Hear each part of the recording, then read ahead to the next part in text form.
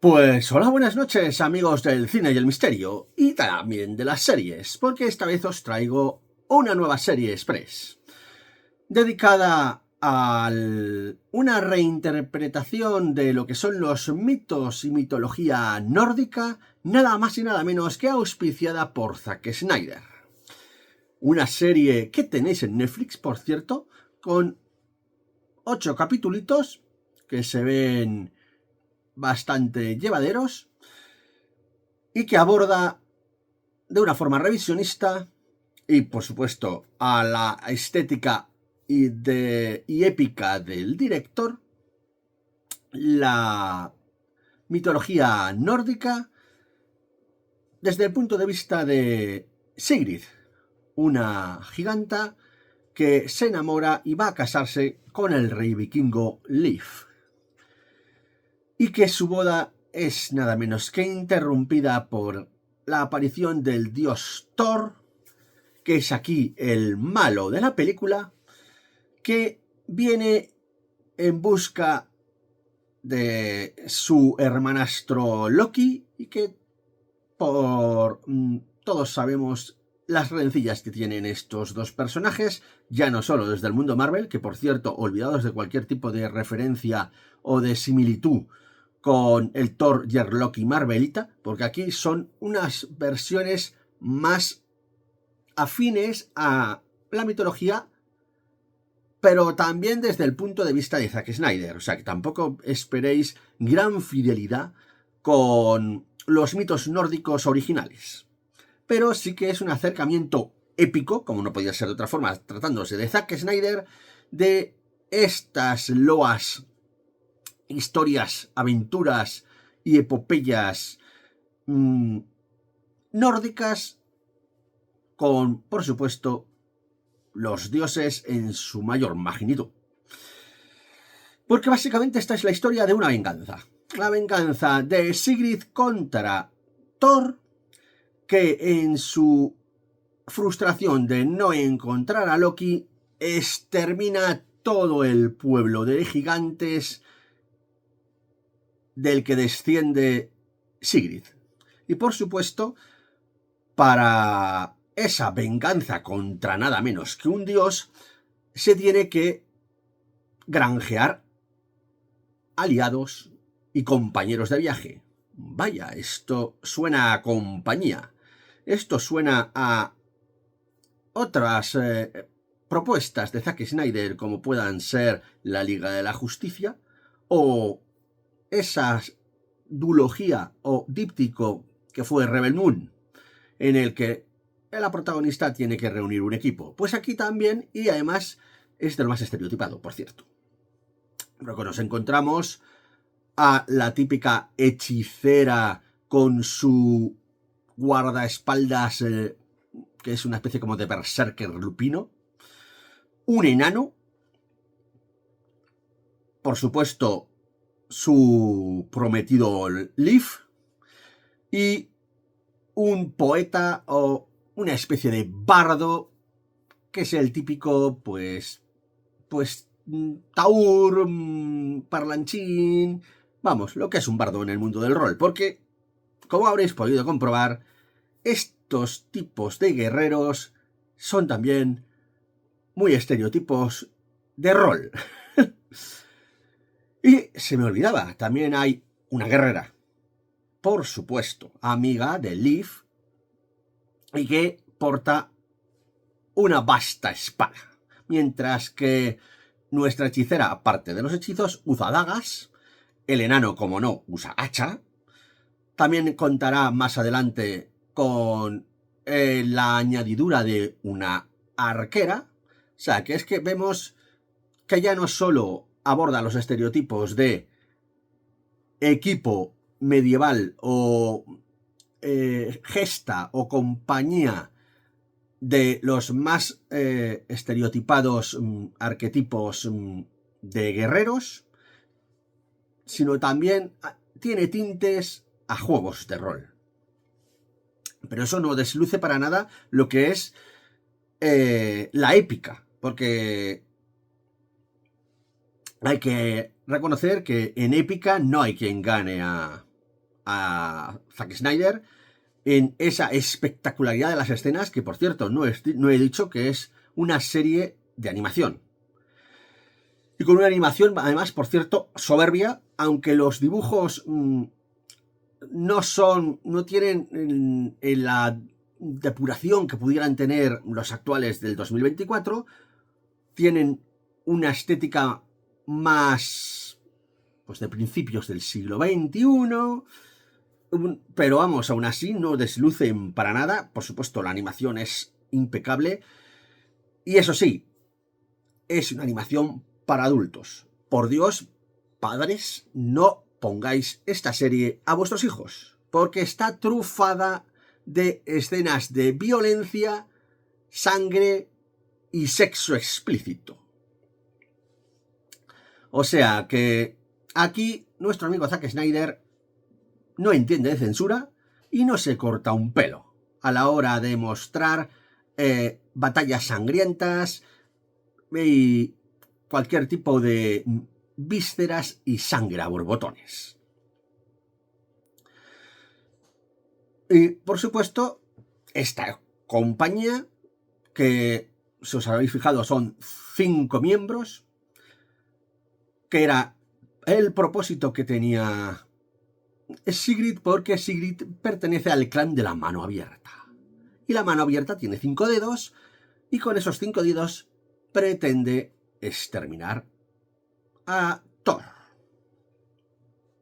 Que aquí, para mi gusto, no sé si es porque me dejo influenciar por el Thor Marvelita, a lo mejor el Thor más mitológico es así también de sanguinario, pero aquí le ponen excesivamente violento, excesivamente sanguinario, y que yo no entiendo por qué tiene que tener esa violencia explícita y gratuita contra el pobre pueblo de Sigrid. Pero bueno, supongo que serían exigencias del guión, precisamente para que haya serie, o para que haya esa historia de venganza. Y ojo, atención con Loki. Por supuesto, también tiene su apreciación y su recorrido en las sombras, manipulando, tergiversando, haciendo planes, sobre todo para atraer el Ragnarok y evitar que sus hijas, que según la profecía estaban destinadas a morir a manos de Thor, puedan llegar a cumplirse. Pero vemos que ahí Loki, pues como buen estratega y buen manipulador, siempre está pues jugando a uno u otro bando, pues dándole esperanzas o dando lo que quieren oír a los distintos personajes, en concreto a Sigrid, que llegan a tener una especie como de alianza o de intereses comunes que confluyen ambos en exterminar a Thor. Y es interesante la figura de Loki, aunque yo la encuentro un poco confusa, un poco difusa, no acaba de quedar exactamente bien clara las estrategias o los fines últimos que tiene este personaje. Que eso nos lleva a hablar un poco del guión. El guión, como ya hemos visto, es bastante simple. Un agravio, la reunión de un equipo, el viaje hacia su fortalecimiento contra un enemigo superior, que por supuesto le llevará a tener que forjarse armas matadioses, porque un arma normal no es capaz de matar a un dios. Y por supuesto granjearse aliados, como por ejemplo los gigantes de Jotunheim, o por supuesto los dioses Vanir, que son como entidades de la naturaleza, que recuerdan un poco a los Ents, para qué negarlo. Y por supuesto, esas alianzas requieren algún tipo de favor o de aproximación o de y darle algo a cambio de la ayuda que Sigrid espera de ellos. Y por supuesto eso pues será otra mini aventura, que es lo que en el viaje del héroe se considera el trayecto de que se considera búsqueda de alianzas, aliados, enemigos y pruebas. Es básicamente un viaje del héroe, o en este caso de la heroína, porque aquí volvemos otra vez al empoderamiento femenino, y a cierto componente woke, en el sentido de que vemos bastante inclusión, vemos bastantes personajes de etnia negra, cosa que en el mundo vikingo me extraña mucho, y vemos unas caracterizaciones de dioses pues que también es multiétnicos, y dices, chirría, ¿no? Pero bueno, estamos en el mundo del inclusismo, el mundo woke, el mundo de la integración racial, y quieras que no, tampoco sea algo demasiado denostable. Yo por lo menos sí llama la atención encontrarte un dios negro en el mundo nórdico, o pues negros y blancos, o enanos negros, o personajes de lo más variopinto multirracial en una sociedad, además de la época nórdica y medieval, que me parece que eso no era así, pero bueno, no llega a ser tan denostable como muchos anti-woks quieren hacernos ver, porque básicamente es tangencial para básicamente mostrarnos una historia eminentemente épica.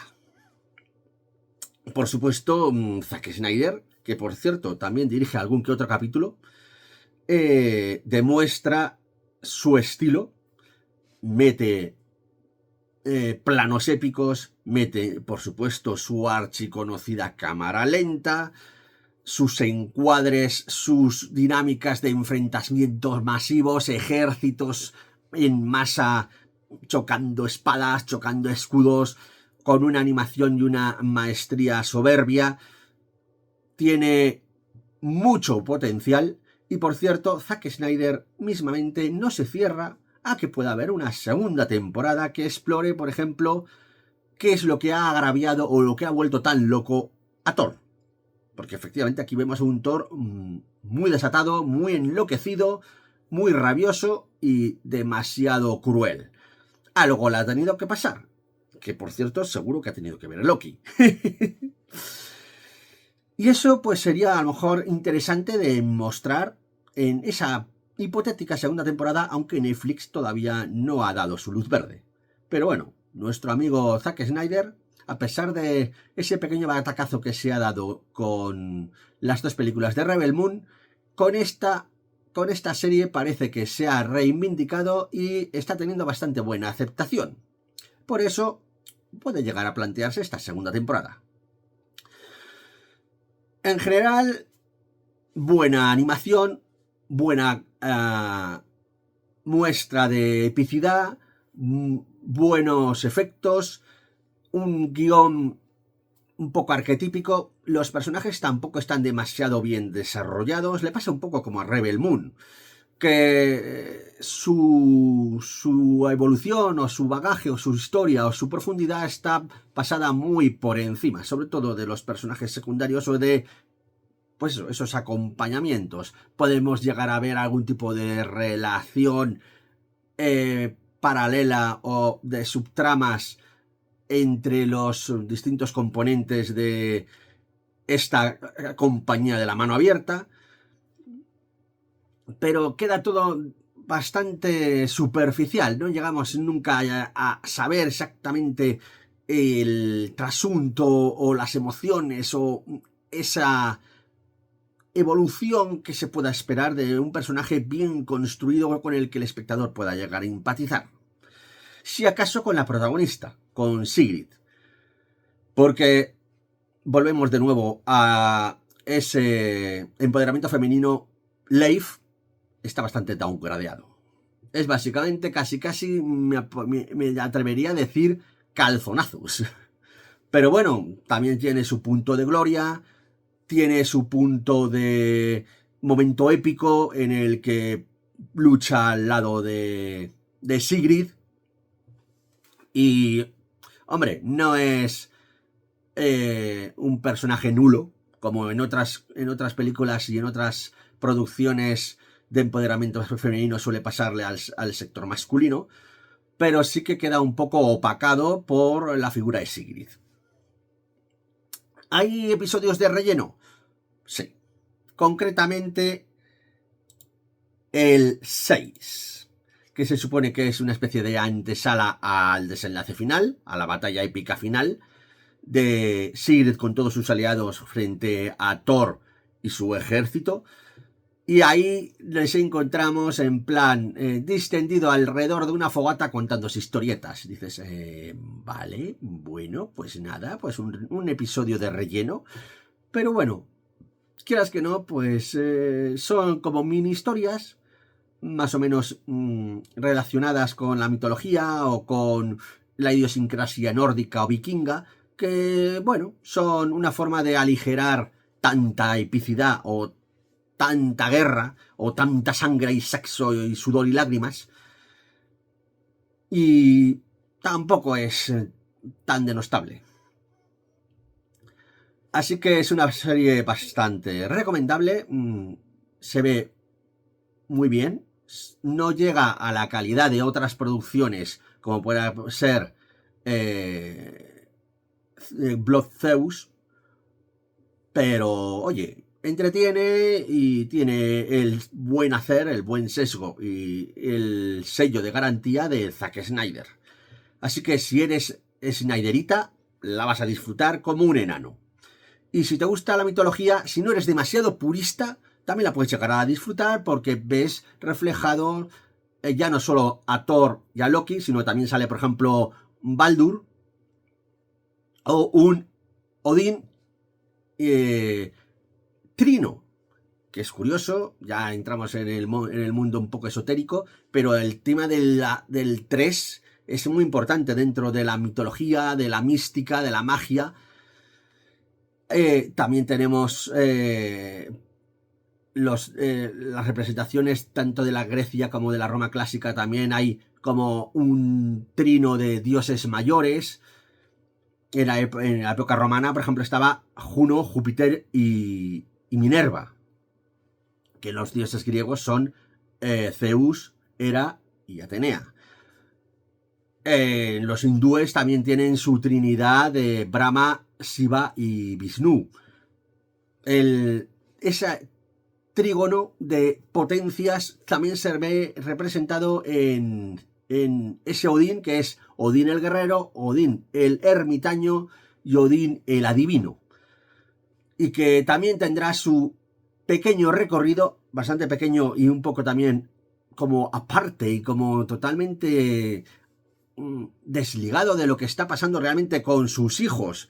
Que Zeus, que es su hijo, digo, que nuestro amigo Thor, que es su hijo, se va a enfrentar contra una alianza de los otros reinos como Vanir o Jotunheim y dices, y eso pues parece que pues vale, pues no le da importancia y tiene un encuentro con esta hechicera mística, pero no le veo yo demasiado integrado o preocupado por lo que es esa guerra en ciernes que se está declarando en el sitio este. Ay, ¿cómo se llama? ¿Cómo se llama? A ver, chicos, decidme en caja de comentarios cómo se llama el reino de los dioses nórdicos. Porque ahora se me acaba de ir.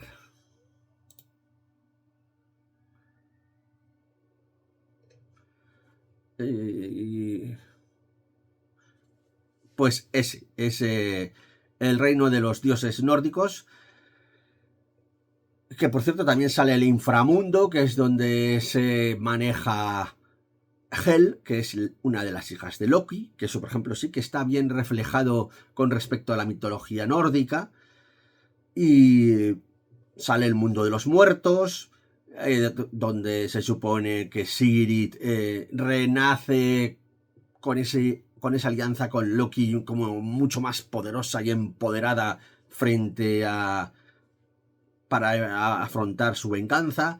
O sea, sale muchos de los reinos mitológicos nórdicos. O sea, que es también un bonito reflejo, un bonito paseo por los 7 reinos de los que está dividido la mitología nórdica.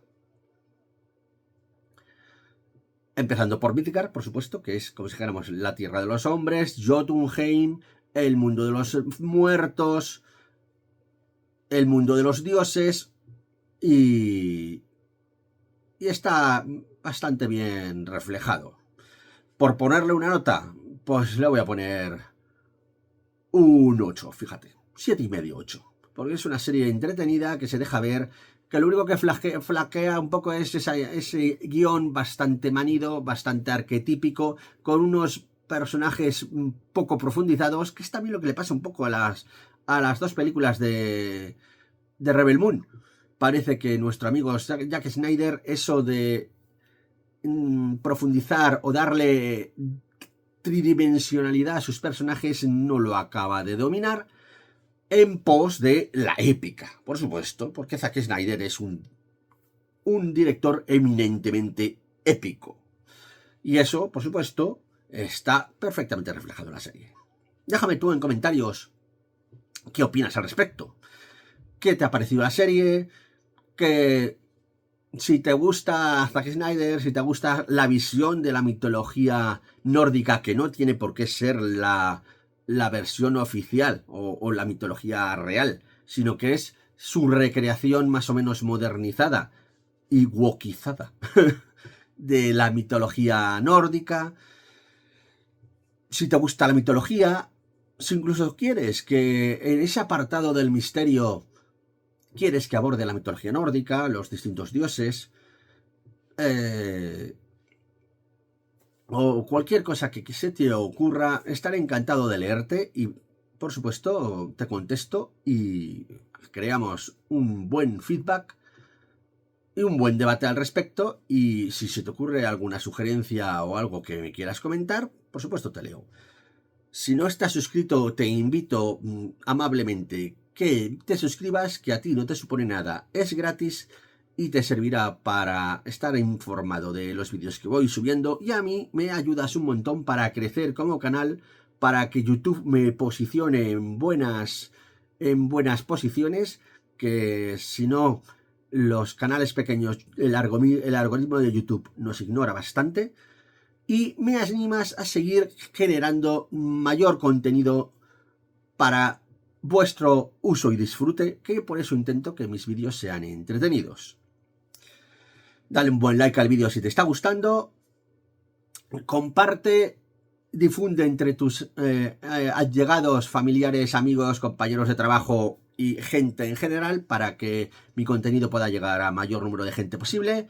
Y me despido como decimos en el canal. Sed buenos, no hagáis nada de lo que yo no hiciera. Y recordad, hay muchas crónicas, pero no son las crónicas de Pablo. Hasta pronto.